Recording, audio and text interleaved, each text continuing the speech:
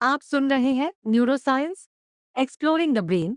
लेखक mark F bear, बैरी W corners और Michael ए Paradiso.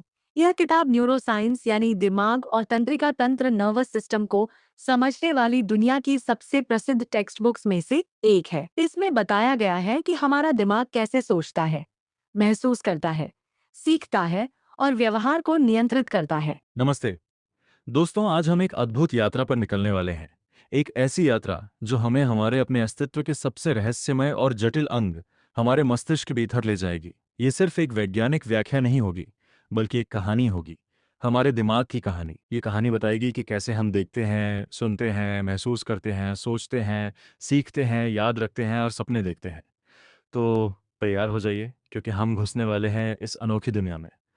ये सब कैसे शुरू हुआ, इस पर नजर डालें तो पता चलता है कि हमारे पूर्वज भी हमसे कम उत्सुक नहीं थे। हजारों साल पहले पाषाण युग में भी लोग खोपड़ी में छेद कर देते थे, शायद बुरी आत्माओं को बाहर निकालने के लिए या किसी बीमारी के इलाज के लिए। प्राचीन मिस्र में तो दिमाग को नाक से निकालकर फेंक दिया जाता था, क्योंकि उनका मानना था कि सोचने और याद रखने की शक्ति हृदय में होती है। लेकिन यूनान के महान चिकित्सक हिप्पोक्रेट्स ने इस धारणा को बदल दिया। उनका कहना था कि सारी खुशियां, हंसी, दुख और ज्ञान सब कुछ दिमाग से ही आता है। ये एक क्रांतिकारी विचार था। हालांकि अरस्तु जैसे महान दार्शनिक को ये बात पची नहीं, और वे दिल को ही सब कुछ मानते रहे। रोमन साम्राज्य के दौरान गैलेन नामक एक चिकित्सक ने भेड़ के दिमाग को काट कर देखा। उसने देखा कि दिमाग का अगला हिस्सा सेरेब्रम सेरेब्रम नरम है, और पिछला हिस्सा सेरेबेलम सेरेबेलम सख्त है। उसने अनुमान लगाया कि नरम हिस्सा शायद संवेदनाओं और यादों को ग्रहण करता है, और सख्त हिस्सा मांसपेशियों को नियंत्रित करता है। यह अनुमान कितना सही निकला, ये हम आगे चलकर देखेंगे। गैलेन ने यह भी पाया कि दिमाग के अंदर खोखली जगहें होती हैं, जिन्हें वेंट्रिकल्स वेंट्रिकल्स कहते हैं, जिनमें एक तरल पदार्थ भरा होता है। उसके समय में यह माना जाता था कि यही तरल पदार्थ हमारी नसों में बहकर शरीर को गतिमान करता है। सदियों बीत गईं और पुनर्जागरण के दौर में वैज्ञानिकों ने दिमाग की बारीकियां समझना शुरू किया। वेसालियस जैसे शायरी की विदों ने दिमाग की संरचना का विस्तार से वर्णन किया। 17वीं सदी में दार्शनिक डेस्कार्टेस ने एक साहसिक सिद्धांत दिया। उन्होंने कहा कि जानवर तो मशीन की तरह काम करते हैं, लेकिन मनुष्य के पास एक आत्मा और बुद्धि होती है, जो दिमाग से अलग एक मन माइंड में निवास करती है। उनके अनुसार ये मन पीनियल ग्रंथि पेनेल ग्लैंड के जरिए दिमाग से संवाद करता है। आज हम जानते हैं कि यह धारणा गलत है, और मन का कोई अलग अस्तित्व नहीं है, बल्कि यह दिमाग की ही एक उपज है।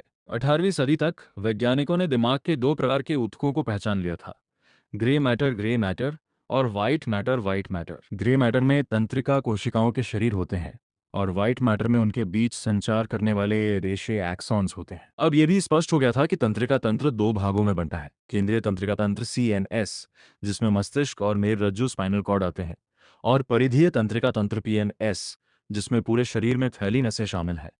19वीं सदी में नई खोजों का सिलसिला शुरू हुआ। बेंजामिन फ्रैंकलिन ने बिजली पर काम किया, और गैल्वानी तथा डुब्वा रेमो ने दिखाया कि नसों को बिजली के झटके से उत्तेजित किया जा सकता है, और दिमाग खुद भी बिजली पैदा कर सकता है। इसने तरल पदार्थ वाले सिद्धांत को हमेशा के लिए खत्म कर दिया। नसें अब बिजली के तारों की तरह दिखने लगीं, जो संदेशों को एक जगह से दूसरी जगह पहुंचाती हैं। बेल और मैजेंडी ने यह भी दिखाया कि मेरुरज्जु से जुड़ने वाली नसों की जड़ें अलग अलग काम करती हैं। पीछे की जड़ डॉर्सल रूट त्वचा से संदेश दिमाग तक ले जाती है, और आगे की जड़ वेंट्रल रूट दिमाग से आदेश ले जाकर मांसपेशियों को हिलाती है। ये खोज बेहद अहम थी। अब सवाल यह था कि क्या दिमाग के अलग अलग हिस्से अलग अलग काम करते हैं? फ्रांस जोसेफ गॉल नाम के एक वैज्ञानिक ने फ्रेनोलॉजी नामक एक सिद्धांत दिया। उसने दावा किया कि खोपड़ी पर उभारों को देखकर किसी व्यक्ति के व्यक्तित्व के बारे में पता लगाया जा सकता है। ये विज्ञान नहीं था, लेकिन इसने एक महत्वपूर्ण बीज बो दिया कि दिमाग के अलग अलग हिस्सों के अलग अलग काम हो सकते हैं। इस विचार को पंख लगे फ्रांसीसी न्यूरोलॉजिस्ट पॉल ब्रोका की खोजों से।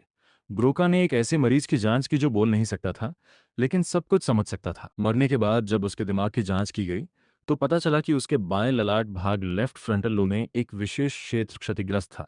ये क्षेत्र आज ब्रोका क्षेत्र, ब्रोकास एरिया के नाम से जाना जाता है, और वाणी के लिए आवश्यक है। इसी तरह फ्रिट्ज और हिट्जिग ने कुत्ते के दिमाग के एक हिस्से को बिजली से उत्तेजित करके उसकी टांग हिला दी, जिससे पता चला कि वह हिस्सा गति को नियंत्रित करता है। धीरे धीरे दिमाग के नक्शे बनने लगे, ये बताने वाले कि कौन सा हिस्सा देखने, सुनने, बोलने या हिलने डुलने का काम करता है। इसी बीच चार्ल्स डार्विन ने अपना क्रांतिकारी सिद्धांत उद्भववाद थ्योरी ऑफ एवोल्यूशन दिया।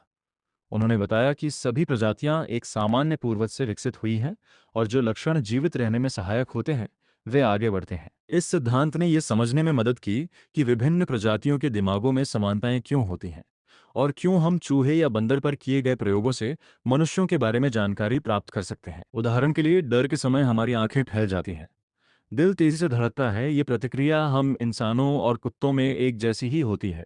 ये दर्शाता है कि ये व्यवहार हमारे किसी सामान्य पूर्वज से विकसित हुआ है। सूक्ष्मदर्शी के विकास ने एक नई दुनिया के दरवाजे खोल दिए। अब वैज्ञानिक ऊतकों को पतले टुकड़ों में काटकर उनके अंदर की कोशिकाओं को देख सकते थे। नीसल नामक वैज्ञानिक ने एक ऐसा रंग स्टेन खोजा जो तंत्रिका कोशिकाओं के शरीर सोमा को नीला कर देता था।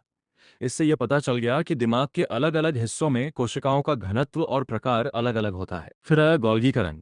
कैमिलो गोल्गी ने चांदी के एक घोल की मदद से तंत्रिका कोशिकाओं को उनकी पूरी लंबाई सहित देखा। उनकी तस्वीरों में दिखा कि एक तंत्रिका कोशिका के कई भाग होते हैं, एक केंद्रीय शरीर सोमा और उससे निकलती हुई पतली पतली शाखाएं न्यूराइट्स। इन शाखाओं को दो प्रकारों में बांटा गया, डेंड्राइट्स जो दूसरी कोशिकाओं से संदेश ग्रहण करती हैं, और एक्सॉन एक्सन जो संदेशों को दूसरी कोशिकाओं तक पहुंचाती है। गोल्गी और उनके समकालीन स्पेनिश वैज्ञानिक सैंटियागो रामोई काहल के बीच इस बात पर गहरा मतभेद था कि क्या ये तंत्रिका कोशिकाएं एक दूसरे से जुड़कर एक जाल रेटिकुलम बनाती हैं, जैसा गोल्गी मानते थे, या फिर वे अलग अलग इकाइयां होती हैं जो संपर्क कॉन्टैक्ट से संवाद करती हैं, जैसा काहल का मानना था। काहल ने गोल्गी के ही रंग का उपयोग करके दिमाग के विभिन्न हिस्सों के सर्किट का विस्तार से अध्ययन किया और यह साबित करने की कोशिश की कि तंत्रिका कोशिकाएं अलग अलग इकाइयां हैं।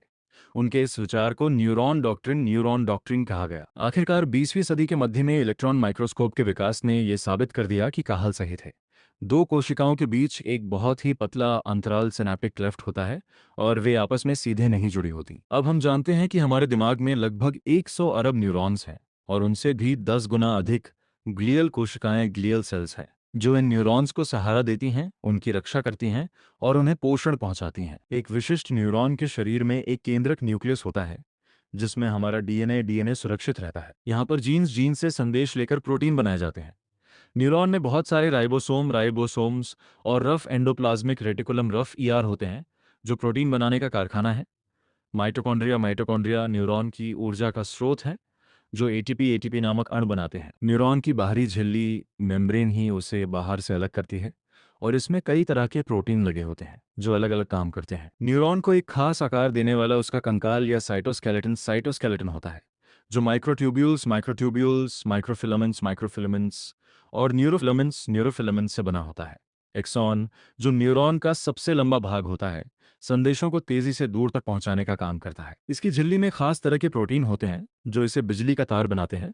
एक्सॉन के अंत में टर्मिनल होता है, जहां छोटी छोटी थैलियां, जिन्हें सिनेप्टिक वेसिकल्स कहते हैं, रासायनिक संदेशवाहक या न्यूरोट्रांसमीटर भरकर रखती हैं। जब यह एक्सॉन किसी दूसरी कोशिका के डेंड्राइट से संपर्क करता है तो उस जगह को सिनेप्स कहते हैं। यहीं पर एक न्यूरॉन से दूसरे न्यूरॉन तक सूचना का आदान प्रदान होता है। डेंड्राइट्स पेड़ की शाखाओं की तरह न्यूरॉन के शरीर से निकलती हैं और हजारों सिनेप्स से ढकी होती हैं। इनमें से कई डेंड्राइट्स पर छोटे छोटे उभार होते हैं जिन्हें डेंड्रिटिक स्पाइन्स कहते हैं। ये स्पाइन्स यादों और सीखने की प्रक्रिया में अहम भूमिका निभाते हैं। न्यूरॉन्स को उनके आकार, डेंड्राइट्स की बनावट, उनकी कनेक्शन और वे कौन सा न्यूरोट्रांसमीटर इस्तेमाल करते हैं के आधार पर वर्गीकृत किया जाता है। ग्लियल कोशिकाएं कई प्रकार की होती हैं। एस्ट्रोसाइट्स न्यूरॉन्स के बीच की जगह को भरती हैं और उनके आसपास के रासायनिक वातावरण को नियंत्रित करती हैं। ओलिगोडेंड्रोसाइट्स और श्वान कोशिकाएं, श्वान सेल्स, एक्सॉन के चारों ओर माइलिन नामक एक आवरण बनाती हैं जो संदेशों के संचालन को तेज करता है। ये तो हुई हमारे दिमाग की बुनियाद, न्यूरॉन्स की कहानी। अब सवाल यह है कि ये न्यूरॉन्स आपस में संदेशों का आदान प्रदान कैसे करते हैं। जैसा कि हमने बताया, यह आदान प्रदान सिनेप्स पर होता है। जब एक न्यूरॉन के एक्सॉन के अंत तक एक विद्युत संकेत एक्शन पोटेंशियल पहुंचता है तो वहां से छोटी छोटी थैलियों सिनेप्टिक वेसिकल्स में बंद रासायनिक पदार्थ न्यूरोट्रांसमीटर निकलते हैं। ये पदार्थ सिनेप्स नामक इस संपर्क स्थल की बेहद पतली दरार सिनेप्टिक क्लेफ्ट में फैल जाते हैं और सामने वाली कोशिका की झिल्ली पर लगे खास रिसेप्टर से जुड़ जाते हैं। ये जुड़ना बिल्कुल चाबी और ताले की तरह होता है। जैसे ही न्यूरोट्रांसमीटर रिसेप्टर से जुड़ता है, अगली कोशिका की झिल्ली पर छोटे छोटे दरवाजे, आयन चैनल्स खुल जाते हैं। इन दरवाजों से सोडियम, पोटेशियम या कैल्शियम जैसे आवेशित कण आयन्स अंदर या बाहर आते हैं, जिससे अगली कोशिका में भी एक विद्युत संकेत उत्पन्न होता है। इस तरह एक न्यूरॉन का विद्युत संकेत दूसरे न्यूरॉन में रासायनिक संकेत में बदलता है और फिर वापस विद्युत संकेत में। ये प्रक्रिया हमारे दिमाग की हर एक गतिविधि की जड़ है। न्यूरोट्रांसमीटर कई प्रकार के होते हैं। कुछ प्रमुख हैं ग्लूटामेट, जो दिमाग को उत्तेजित एक्साइट करता है और गाबा जो दिमाग को शांत इनहिबिट करता है। डोपामाइन डोपामीन हमारी प्रेरणा और इनाम की भावना से जुड़ा है। सेरोटोनिन सेरोटोनिन मूड और नींद को नियंत्रित करता है। और एसिटाइलकोलिन एसिटाइलकोलिन सीखने और याददाश्त में मदद करता है। विभिन्न प्रकार के न्यूरॉन्स विभिन्न प्रकार के न्यूरोट्रांसमीटर का उपयोग करते हैं। दिमाग की संरचना को समझना उसके कार्य को समझने की पहली सीढ़ी है। हमारा दिमाग मुख्य रूप से 3 भागों में बनता है: प्रमस्तिष्क सेरेब्रम, अनुमस्तिष्क सेरेबेलम और मस्तिष्क स्तंभ ब्रेन स्टेम। प्रमस्तिष्क जो सबसे बड़ा हिस्सा है 2 गोलार्धों हेमिस्फीयर्स में बंटा होता है। इसकी सबसे ऊपरी परत जिसे सेरेब्रल कॉर्टेक्स कहते हैं सोचने समझने योजना बनाने और निर्णय लेने का केंद्र है। यहीं पर हमारी संवेदनाएं बनती हैं और हमारे स्वैच्छिक आंदोलनों की शुरुआत होती है। कॉर्टेक्स के अलग अलग हिस्से अलग अलग कामों के लिए जिम्मेदार होते हैं। पश्चकपाल खंड ऑक्सीपिटल लोब देखने के लिए है, शंखनुमा खंड टेम्पोरल लोब सुनने और याददाश्त के लिए, और ललाट खंड फ्रंटल लोब सोचने योजना बनाने और गति के लिए। अनुमस्तिष्क जो प्रमस्तिष्क के पीछे स्थित है हमारी गतिविधियों को संतुलित और समन्वित करता है। मस्तिष्क स्तंभ दिमाग को मेरुरज्जु से जोड़ता है और सांस लेना, हृदय गति और नींद जैसी अनैच्छिक क्रियाओं को नियंत्रित करता है। दिमाग के अंदर कुछ खोखले स्थान होते हैं जिन्हें वेंट्रिकल्स कहते हैं, जिनमें एक साफ तरल पदार्थ सेरेब्रोस्पाइनल फ्लूइड भरा रहता है। ये तरल दिमाग को गद्दी की तरह सुरक्षा प्रदान करता है और पोषण पहुंचाता है।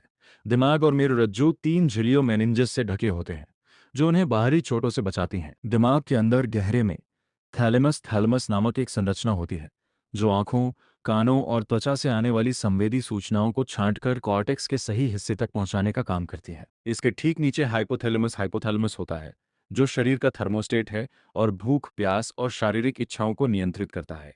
हाइपोथैलेमस हमारी अंतःस्रावी ग्रंथियों, एंडोक्राइन ग्लैंड्स और स्वायत्त तंत्रिका तंत्र ऑटोनॉमिक नर्वस सिस्टम को नियंत्रित करता है, जो हमारे शरीर के आंतरिक अंगों जैसे हृदय, फेफड़े और पाचन तंत्र की गतिविधियों को संचालित करता है। अब आते हैं उस रोमांचक सवाल पर कि आखिर ये दिमाग संवेदनाओं को कैसे ग्रहण करता है।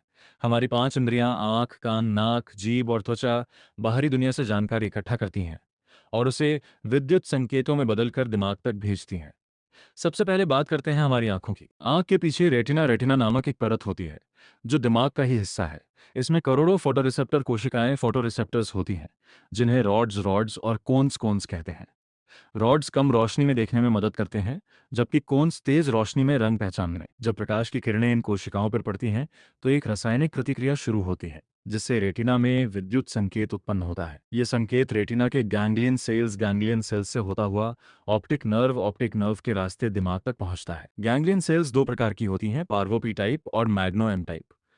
पार्वो सेल्स रंग और बारीक बनावट के बारे में जानकारी भेजती हैं जबकि मैग्नो सेल्स गति और धुंधली आकृतियों के बारे में। दिमाग में ये जानकारी सबसे पहले थैलेमस के लैटरल जेनिकुलेट न्यूक्लियस LGN तक पहुंचती है। यहाँ भी पार्वो और मैग्नो कोशिकाओं से आने वाले संकेत अलग अलग परतों में रहते हैं। फिर यह जानकारी प्रमस्तिष्क के पश्चकपाल खंड में स्थित प्राइमरी विजुअल कॉर्टेक्स V1 या स्ट्राइएट कॉर्टेक्स तक पहुंचती है। V1 में जानकारी का विस्तार से विश्लेषण किया जाता है। यहाँ की न्यूरॉन्स केवल खास दिशा में बनी रेखाओं पर ही प्रतिक्रिया करती हैं। कुछ न्यूरॉन्स केवल गतिमान वस्तुओं पर प्रतिक्रिया करती हैं। इस तरह V1 में दृश्य जगत के मूलभूत घटकों, रेखाओं, किनारों, रंगों और गति को अलग अलग कर दिया जाता है। V1 से यह जानकारी 2 मुख्य मार्गों में आगे बढ़ती है। एक मार्ग जिसे कहा मार्ग वेयर पाथवे या डॉर्सल स्ट्रीम कहते हैं, पार्श्विका खंड पैराइटल लोब की ओर जाता है और ये बताता है कि वस्तु कहाँ है और वो कैसे गति कर रही है। दूसरा मार्ग जिसे क्या मार्ग वॉट पाथवे या वेंट्रल स्ट्रीम कहते हैं, शंखनुमा खंड टेम्पोरल लोब की ओर जाता है और ये पहचानता है कि वस्तु क्या है। ठीक इसी तरह हमारे कान ध्वनि तरंगों को ग्रहण करते हैं। बाहरी कान पिन्ना ध्वनि को इकट्ठा करके कर्ण नलिका ऑडिटरी कैनाल से होता हुआ कर्ण पटल ईयरड्रम तक पहुंचाता है। ये झिल्ली कंपन करती है और ये कंपन मध्य कान की 3 छोटी हड्डियों ऑसिकल्स, मेलियस मैलियस, इंकस और स्टेपिस तक पहुंचता है। ये हड्डियां एक लीवर की तरह काम करके कंपन को बढ़ा देती हैं और उसे अंडाकार खिड़की ओवल विंडो तक पहुंचा देती हैं। अंडाकार खिड़की के पीछे आंतरिक कान इनर ईयर में घोंघे के आकार का कोक्लिया होता है जो तरल पदार्थ से भरा होता है। स्टेपिस की हड्डी अंडाकार खिड़की को धकेलती है जिससे कोक्लिया के अंदर का तरल पदार्थ हिलने लगता है। इस हलचल से कोक्लिया के अंदर मौजूद बालों जैसी रोम कोशिकाएं हेयर सेल्स मुड़ती हैं जिससे उनमें विद्युत संकेत उत्पन्न होता है। अलग अलग आवृत्ति की ध्वनियां कोक्लिया के अलग अलग हिस्सों को सबसे अधिक प्रभावित करती हैं ऊंची आवाज नीचे के हिस्से को और नीची आवाज ऊपर के हिस्से को। कोक्लिया से यह संकेत ऑडिटरी नर्व के रास्ते दिमाग तक पहुंचता है, जहां थैलेमस और ऑडिटरी कॉर्टेक्स में ध्वनि की तीव्रता, आवृत्ति और स्रोत की स्थिति का विश्लेषण किया जाता है। हमारी त्वचा में कई तरह के स्पर्श रिसेप्टर्स, टच रिसेप्टर्स होते हैं। माइसनर कणिकाएं, माइसनर्स कॉर्पसल्स हल्के स्पर्श और कंपन को महसूस करती हैं। मर्केल डिस्क, मर्कल्स डिस्क लगातार दबाव को, रफनी अंत, रुफनीज एंडिंग्स त्वचा में खिंचाव को, और पैसिनियन कणिकाएं, पैसिनियन कॉर्पसल्स गहरे दबाव और तेज कंपन को। इन रिसेप्टर्स से निकले संकेत स्पाइनल कॉर्ड तक पहुंचते हैं। स्पाइनल कॉर्ड के अंदर स्पर्श के संकेत एक अलग रास्ते डोर्सल कॉलम मीडियल लेम्निस्कस पाथवे से ऊपर दिमाग तक जाते हैं, जबकि दर्द और तापमान के संकेत एक दूसरे रास्ते स्पिनोथैलेमिक ट्रैक्ट से। आखिरकार ये सभी संकेत थैलेमस से होते हुए प्रमस्तिष्क के पार्श्विका खंड में स्थित सोमाटोसेंसरी कॉर्टेक्स तक पहुंचते हैं। यहाँ हमारे शरीर का एक पूरा नक्शा होमनकुलस बना हुआ है, जहाँ होंठ, उंगलियां और जीभ जैसे संवेदनशील अंगों के लिए जगह बहुत अधिक है। हमारी जीभ पर स्वाद कलिकाएं टेस्ट बड्स होती हैं, जिनमें स्वाद रिसेप्टर कोशिकाएं टेस्ट रिसेप्टर सेल्स होती हैं। ये कोशिकाएं 5 मूल स्वादों मीठा, खट्टा, नमकीन, कड़वा और उमामी स्वादिष्ट को पहचानती हैं। प्रत्येक स्वाद के लिए अलग अलग रिसेप्टर्स होते हैं। जैसे ही भोजन का एक कण जीभ पर रखा जाता है, वह घुलकर इन रिसेप्टर्स से जुड़ जाता है और एक विद्युत संकेत पैदा करता है।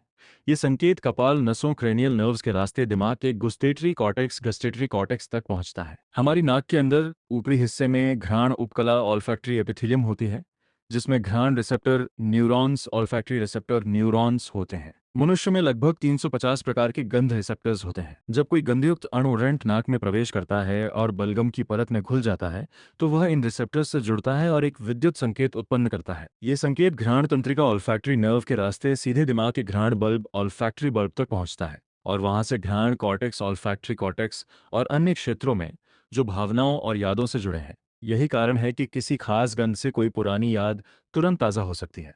गंध और स्वाद मिलकर ही हमें भोजन का असली स्वाद फ्लेवर देते हैं। इसीलिए जब नाक बंद होती है तो खाने का स्वाद ही बदल जाता है।